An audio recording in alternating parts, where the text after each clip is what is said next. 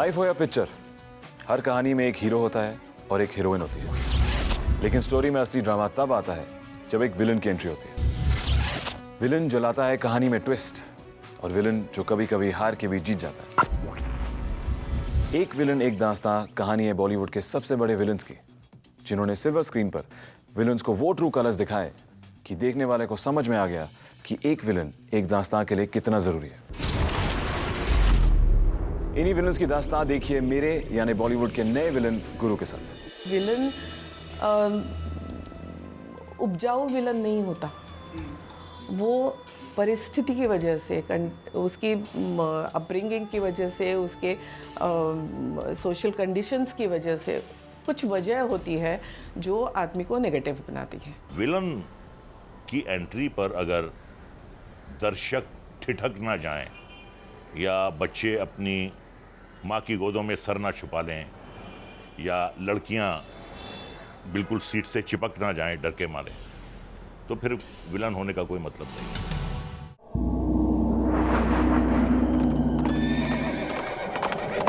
50-50 कोस दूर तक जब कोई बच्चा रोता था ना, तो माँ कहती थी सो जा सो जा वरना विलन आ जाएगा। जिसके ऊपर सरकार ने पूरे 50,000 का इनाम रखा था। भयानक हंसी, खूंखार आवाज और अनप्रिडिक्टेबल अंदाज। विलन वो नहीं जिससे सिर्फ उसके आदमी डरे, असली विलन वो होता है जिससे हीरो भी डरे, क्योंकि जो डर गया समझो मर गया, और जो नहीं डरा वो तो एक दिन पहले मरा। जी हाँ, एक विलन एक दास्तान में आज दास्तान होगी पूरे 50,000 का इनाम अपने सर पर रखने वाले गब्बर सिंह यानी अमजद खान की। हमारा जो विलन था, जो स्टीरियोटाइप जो विलन था, जो सीखता था, चिल्लाता था, हा ये सारे करते थे, मुंह बनाता था, जो एक पहले कार फिल्म में जो थिएटर से आया था। बी बट के विलन ऐसे होते नहीं हैं।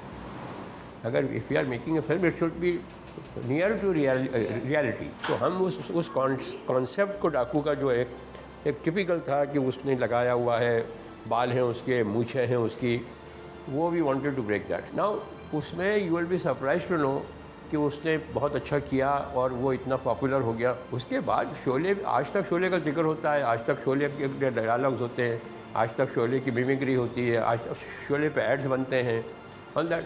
तो थी उसमें वो बात थी। वो as a villain Amjad Khan की रिलैक्स्ड बॉडी लैंग्वेज ने दुनिया के सामने प्रूव कर दिया कि विलन की बॉडी नहीं, उसका दिमाग तेज होना चाहिए। 1970 में जब कोई सोशल नेटवर्किंग साइट नहीं थी, जब मोबाइल फोन पर SMS भी नहीं थे, तब 50-50 कोस दूर तक अगर किसी विलन का नाम फेमस था तो वो था अमजद खान का लेजेंडरी डेब्यू डाकू गब्बर सिंह। रोल में इतनी पावर थी, रोल में अगर पावर थी, and he had justified the role. Actor भी अच्छा चाहिए रोल के लिए। If the role is good and if the actor is weak then you will not be able to do justice to it. और अगर actor बहुत कमाल का है, रोल बहुत कमज़ोर है, तब भी कुछ नहीं कर सकते। He was quite well versed with it and he was also an educated person, he was quite articulate person, पढ़े लिखे आदमी थे वो। तो he could understand that role. आज अमजद खान के बिना शोले इमेजिन कर पाना नामुमकिन है, मगर जब पता चला कि शोले में गब्बर के रोल के लिए Amjad Khan wasn't the first choice, तो मैं शॉक रह गया। शायद आपको पता नहीं कि इनिशियली शोले में गब्बर सिंह का रोल करने वाले थे डैनी डेनजोंगपा। अगर गब्बर के रोल में अमजद खान की जगह कोई और एक्टर होता तो फैंस शायद कहते बहुत नाइंसाफी है ये। डैनी डेनजोंगपा साहब ने ज़रूर हाँ कही थी और वो करना भी चाहते थे मेरे हिसाब से, लेकिन जब शूटिंग का वक्त आया तो दूसरी बड़ी फिल्म बन रही थी, फिरोज़ खान साहब बना रहे थे, उसे नाम था धर्मात्मा, और उस फिल्म में उनका काफ़ी बढ़िया रोल था। तो अब उनकी दुविधा ये रही कि अब मैं धर्मात्मा छोड़कर ये कर लूं, ऑलरेडी शूटिंग उसकी कर रहे थे, तो वो लटक जाएंगे प्रोड्यूसर, और यहाँ नहीं आते हैं तो हम उसे ले नहीं पाएंगे। तो फैसला हमें ही करना पड़ा। हमने ढूंढना शुरू कर लिया। अमजद खान, जिनके आने से पहले तक बॉलीवुड में विलन होने का मतलब होता था लाउड डायलॉग्स, बड़ी बड़ी बातें, लेकिन अमजद खान की नर्म आवाज, उनका केयरफ्री अलसाया हुआ डायलॉग बोलने का अंदाज, जब लोगों ने पहली बार देखा तो वही उनकी पहचान बन गई। हालांकि उनके इसी आइकॉनिक अंदाज को उनकी सबसे बड़ी कमी भी मान लिया गया, जो उन्होंने गलत साबित कर दिया। उसके डायलॉग सिर्फ नहीं कुछ ऐसे थे, उसका लहजा भी, वो यूपी वाला जो था वो इतना मज़ा था उसमें, और उसके कहने का एक अंदाज जो था बहुत बढ़िया था। इतना डिस्कस्ड रोल आज तक किसी का नहीं हुआ है। बड़े बड़े स्टार्स, सुपर स्टार्स थे शोले में, लेकिन जो सबसे यादगार रोल हुआ उस फिल्म में वो गब्बर का था। जो उनका जो मिजाज था उसमें, वो बहुत ही मेरे ख्याल में लवेबल था कि गब्बर सिंह अच्छा लग रहा था, कि एज अ विलन अच्छा लग रहा था। शायद उसकी वजह से वो किरदार इतना उभर के आया। गब्बर के रोल में अमजद खान ने अमिताभ बच्चन, धर्मेंद्र और संजीव कुमार जैसे ग्रेट एक्टर्स के सामने अपनी एक्टिंग का जोर दिखाया, और कुछ हद तक he even stole the show. See, as far as Gabbar was concerned, he used to always tell me that, son, I started from the 25th floor. He would always say that about Gabbar. And he believed that people loved it, and they considered it his best work, but he believed it was far from his best. Gabbar was the only role that he actually prepared for. इस character में अमजद खान के mannerisms और dialogues ने हमेशा inspire किया है बॉलीवुड के कई और कैरेक्टर्स को। लेकिन कमाल की बात यह है कि शूटिंग के दौरान सलीम जावेद को अमजद की आवाज बहुत कमजोर लगी थी, और उन्होंने तो डायरेक्टर रमेश सिप्पी से अमजद खान को रिप्लेस करने की मांग तक कर डाली। मगर सिप्पी साहब वेंट अहेड विद कन्विक्शन, और हमें मिला एक विलन जिसकी आवाज की कॉपी हम सब आज भी करते हैं। जब वो पिक्चर पहला शो देख के लोग निकले हमारी इंडस्ट्री के ही, सब लोग अमजद को ही बोलते थे is the only drawback in the film, कि अरे यार इतने हीरो के सामने साला पतली सी आवाज़ है डाकू की, all that kind of stuff. And then I remember कि those days every Tom Dick and Harry is talking कि यार वो विलन कहाँ से ले, all that kind of stuff. But बाद में चला तो उसके तो साउंड ट्रैक्स भी उसी के बने अमजद के, और अभी तक चल रहे हैं Amjad. So that means he left a mark in that role. Immediately after Sholay released, he was not aware of the fact that the tide was turning. He didn't. He thought that the film had bombed. He didn't know. So he, along with my mom, back then, Juhu Beach was the happening place on Sunday. Mom loved that, and Dad used to take her out every Sunday for that. He went there on a Sunday, a couple of weeks after Sholay released, no clue that the film was now catching on and that he was becoming popular. And as he was roaming around and they were doing the regular things that they used to do, suddenly they started to feel that people were following him. And the entire beach, after about 10 minutes or so, 15 minutes or so, everybody moved away from the sea. And there were like 20,000 people following him. Oh my God. And then the police had to be called in, and he had to be rushed out of there. The cops, they told my dad and mom that please, Khan Sahab, please leave right now because we can't control the situation. That was the first time he felt the impact of Sholay. सारी की सारी फिल्में जो हैं इनमें बहुत अच्छे अच्छे उन्होंने रोल्स किए, कोई भी रोल कर लेते थे। एक टाइप कास्ट का जो होता है यहाँ हो जाता है टाइप कास्ट, तो उसका उनको फियर नहीं था।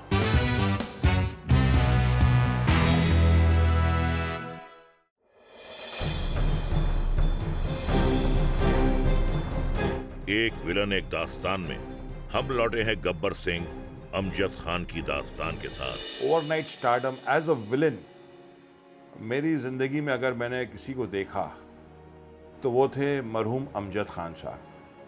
ही बिकेम एन ओवरनाइट स्टार। हालांकि initially Sholay was not a hit, mouth publicity से शोले इतनी बड़ी हिट हो गई, और आज तक शोले के बाद अगर दूसरा नाम मुंह में आता है तो वो गब्बर सिंह का आता है। मगर फिल्मों से उनका नाता बहुत पुराना है, क्योंकि अमजद खान के वालिद मरहूम जैन साहब खुद एक जबरदस्त फिल्म एक्टर रह चुके हैं।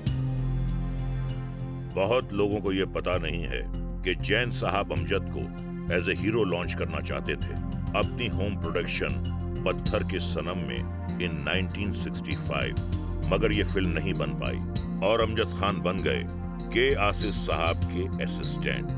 मगर एज एन एक्टर उनकी पहचान बनी शोले से। सलीम जावेद ने सजेस्ट किया कि एक लड़का है अमजद खान, आप उसे देखिए। जैन साहब बहुत माने हुए एक्टर जो रहे, उनका बेटा है। तो हमने कहा ज़रूर बुलाइए। और वो जब ऑफिस में आए तो लगा इनका एक अजीब सा फेस है और बॉडी का जो बल्क वगैरह है बिल्कुल हटके लगा, और उनकी आवाज़ भी थोड़ी अजीब सी थी। तो ये सब चीज़ें देखकर लगा कि इसमें इस बात में दम है। मगर गब्बर सिंह के रोल के बाद अमजद खान के इस नए अंदाज ने उन्हें बना दिया था क्लासेस और मासेस में इक्वली पॉपुलर, क्योंकि एक तरफ अमजद खान ने फिल्म में विलन के परसेप्शन से अलग कुछ डायलॉग अदायगी सॉफ्ट अंदाज में जरूर की थी, पर ओवरऑल गब्बर सिंह के कैरेक्टर में नजर आई दरिंदगी। जब उन्होंने विलन किया और वेरी सक्सेसफुली विलन किया, कैरेक्टर रोल्स भी किए। एक फिल्म के अंदर, जिस फिल्म के अंदर विलन की कहानी हो, विलन उसमें अगर है तो वो उसका पावरफुल होना बहुत ज़रूरी है। अमजद खान के इस स्टाइल के पीछे वजह यह थी कि वो सिर्फ एक जबरदस्त एक्टर या विलन ही नहीं बल्कि एक स्कॉलर भी थे। Dad was a very cultured man. He was a highly educated man. He was a double MA in literature and Persian. In fact, he topped Mumbai University in Persian. So he was very, very well educated. He was on his way to becoming a journalist before, before Sholay happened. When he was to work, I think, with the Express Group, if I'm not mistaken. But then Sholay happened. He was seen in a play by Ramesh ji, and the rest is history. Satyajit रे अमजद खान से मिले तो उनका कहना था कि अगर अमजद खान नहीं है तो उनकी फिल्म शतरंज के खिलाड़ी में कोई भी वाजिद अली शाह नहीं होगा। इतना बड़ा कॉम्प्लीमेंट देने के बाद रे साहब ने अमजद से ही उनकी आवाज में एक गजल भी रिकॉर्ड करवाई। शायद रे साहब को अमजद खान की बड़ी कद्दावर शख्सियत में छिपी बच्चे जैसी मासूमियत नजर आई थी, मगर ये एक एक्टर की खासियत है कि खुद इतना मासूम होने के बावजूद अमजद खान ने सिल्वर स्क्रीन पर जबरदस्त दरिंदगी का मंजर दिखाया है। He was extremely soft-natured and a very dignified man, a very well-spoken man. Very different from what he was portrayed to be on screen, and a very wholesome-minded and a very well-natured, balanced man in reality. वैसे हम आज भी उन्हें गब्बर सिंह के अवतार में याद रखते हैं, मगर एक दौर में अमिताभ बच्चन की कई जुबली हिट्स में अमजद खान विलन बने नजर आए। मिस्टर नटवरलाल, मुकद्दर का सिकंदर, कालिया, लावारिस, सत्ते पे सत्ता, नसीब, बरसात की एक रात जैसी फिल्मों में अमिताभ बच्चन को उन्होंने कांटे की टक्कर दी। सारी की सारी फिल्में जो हैं इनमें बहुत अच्छे उन्होंने रोल्स किए, कोई भी रोल कर लेते थे। एक टाइप कास्ट का जो होता है यहाँ हो जाता है टाइप कास्ट, तो उसका उनको फियर नहीं था। बच्चन साहब के साथ की गई फिल्मों के अलावा as a villain Amjad Khan की यादगार फिल्मों में चरस, हम किसी से कम नहीं और इनकार जैसी फिल्मों का नाम आता है। किसी भी किरदार से अगर पहचाना जाए कोई तो वो सक्सेसफुल किरदार है, ऐसा मैं समझती हूँ।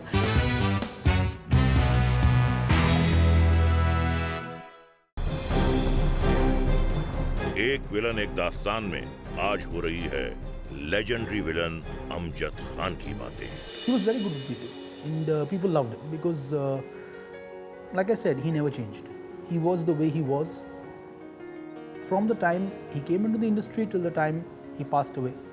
He was the same person. Amjad Khan ने अपने ही स्टाइल में कितने आदमी थे जैसी नॉर्मल लाइन को भी लेजेंडरी बना दिया। यह है कमाल एक विलन का। किसी भी किरदार से अगर पहचाना जाए कोई तो वो सक्सेसफुल किरदार है, ऐसा मैं समझती हूँ। अमजद खान न सिर्फ अपनी फिल्मों में विलन बने बल्कि कई फिल्मों में उनके अलग अलग तरह के कैरेक्टर्स भी देखने को मिले। अपने भारी भरकम डील डॉल की वजह से वो याराना जैसी फिल्मों में अमिताभ बच्चन के दोस्त बने नजर आए, तो वहीं लावारिस में अमजद ने अमिताभ के पिता का भी रोल किया। इतना ही नहीं, जब भी उन्हें मौका मिला तो उन्होंने चमेली की शादी जैसी फुल फ्लेजेड कॉमेडी फिल्म्स में अपनी कॉमिक टाइमिंग का जलवा भी दिखाया। कुर्बानी में भी अमजद खान का कैरेक्टर था, इंस्पेक्टर अमजद खान का, जिसकी सटल कॉमेडी बनी इस फिल्म की हाईलाइट। वो भी किरदार ही है, हमने उसको लेबल लगाया है, वो नेगेटिव हमने लेबल लगाया है, लेकिन वो भी एक किरदार है। अमजद खान ने कई फिल्में भी डायरेक्ट की, अधूरा आदमी, चोर पुलिस, अमीर आदमी गरीब आदमी और अभी तो मैं महान हूँ। इनमें से चोर पुलिस बॉक्स ऑफिस पर हिट भी रही थी। इसके अलावा अमजद खान साहब का एक और बड़ा सपना था। अमजद खान बिग बी को लेकर एक कॉमेडी फिल्म लंबाई चौड़ाई प्रोड्यूस करने वाले थे। उन्होंने फिल्म का अनाउंसमेंट भी किया था, लेकिन इससे पहले कि ये फिल्म शुरू हो पाती, अमजद साहब अपने इस आखिरी सपने को साथ लेकर हमसे हमेशा हमेशा के लिए दूर चले गए। In the 70s, he had met with a very bad accident that almost killed him. It was an accident on the Mumbai-Goa highway. That, it was a freak accident. He almost died because of that accident. He was going to shoot for a film called The Great Gambler. That accident, although he recovered from that, momentarily the side effects lingered on for many years. And they started taking a major toll on his health. And because he was on heavy steroids at that time to help him survive, his weight started to balloon. If that hadn't happened, probably, of course, God knows best, but we all feel that he might have lived another 20-25 years at least. Sadly इसी वजह से 1992 में अमजद खान का heart failure की वजह से इंतकाल हो गया। उस वक्त ये महान एक्टर लगभग 50 साल के थे, लेकिन उनकी मौत के बाद भी बतौर एक्टर उनकी फिल्में 1996 तक रिलीज होती रहीं। और आज शोले की रिलीज के तकरीबन 40 साल बाद भी गब्बर सिंह बॉलीवुड का सबसे आइकॉनिक विलन माना जाता है। Probably have been the greatest villains of Indian cinema. वो तो एक लेजेंड हो गया है, कोई विलन आज तक गब्बर को क्रॉस नहीं कर पाया। That stayed in the mind of people.